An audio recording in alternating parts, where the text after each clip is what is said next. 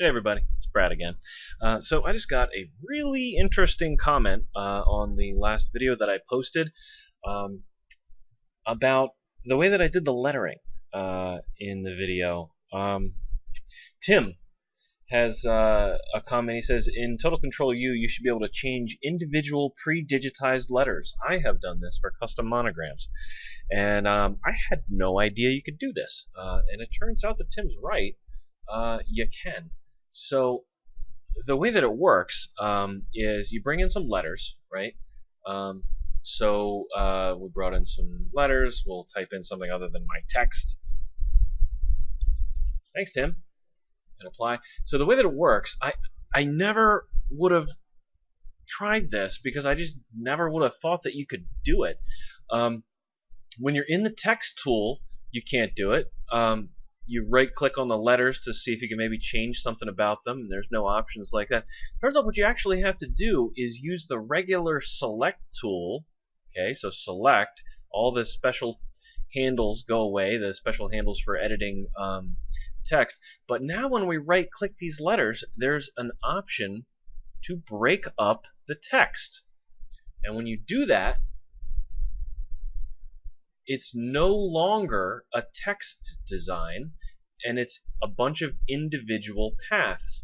But they're still, if we make the design sew out up here in the stitch simulator, they're still pathed exactly perfectly like the letters always are when you use the text tool, which is awesome because, check this out, if you select an individual letter, you can then go into the shape tool and adjust the outline. So let me zoom in a little bit here, and we can take a look at the kind of thing we could do.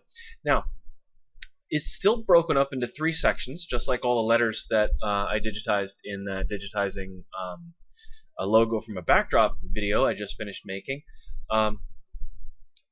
But they're pre-done, and they're pre-done in the right order that I would want them to sew out. And I can go in and edit the shapes, so even though they don't out of the box fit with whatever logo you're trying to do, you get one that's close and then you can edit the shape. So check it out. I can actually go and move these points around. So let's say I need this T, I need this little top part to be pointier. I can move the points, and here's the difficult part, is that you actually have to know how to move the inclinations around and out of the way to get to the relevant points. So here I had to move those inclinations in order to get in and edit these points. Okay, maybe I want to get rid of a point so that this is a sharper end here. Then I need to go and readjust the inclination, otherwise it's going to look all weird. So I have to go in and change my stitch directions around, right? And then I right-click to generate, and then it does it.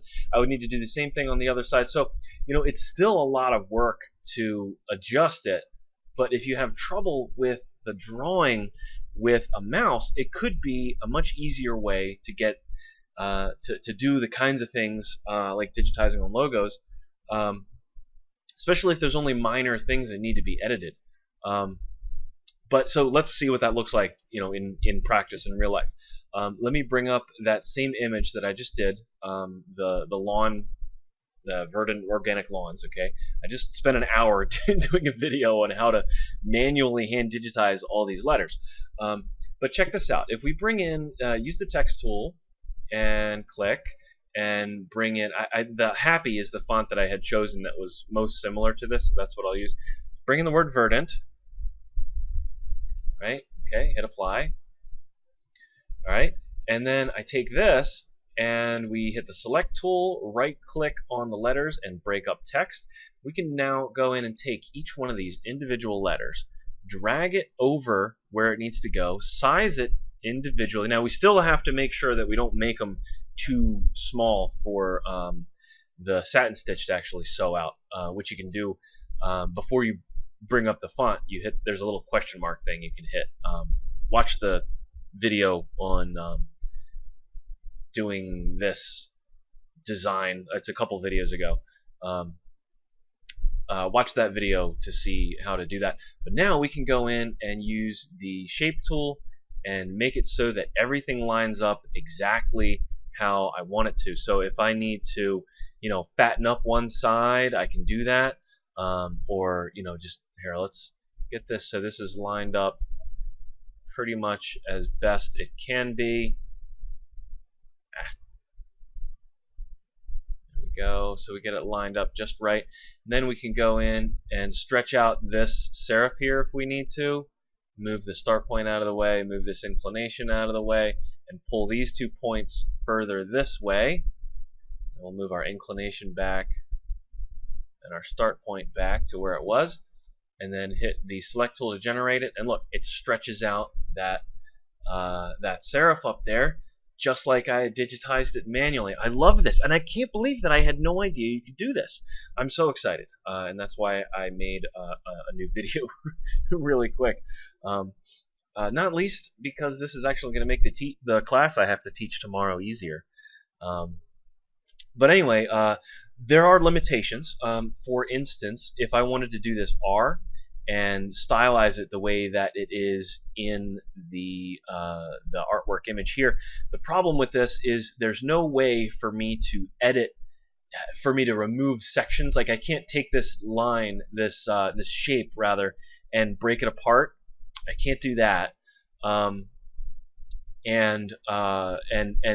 get rid of this serif, which I would need to do to stretch this R out all the way. Okay, so I can't get rid of this serif. What happens if you delete all the points is the whole letter just disappears. So it wouldn't work for this, but I could just skip the R, hand digitize the R, and just delete it. So this is gone.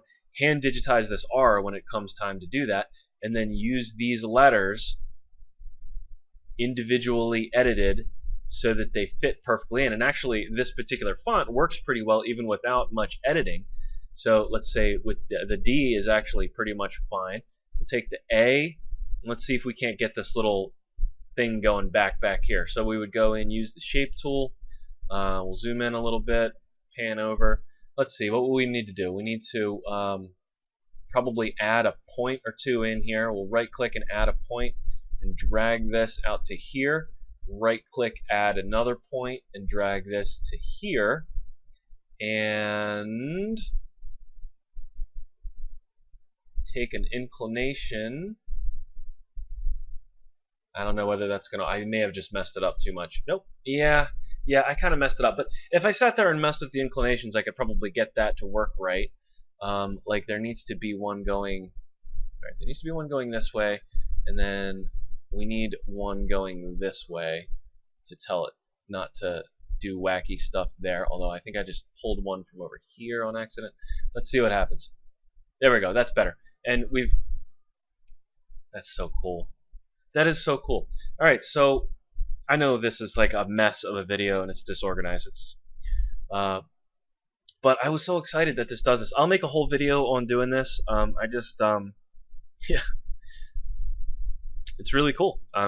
Thank you, Tim, for showing me that. I will make videos that utilize this technique in the future. Anyway, thanks for watching, guys. See you in the next video.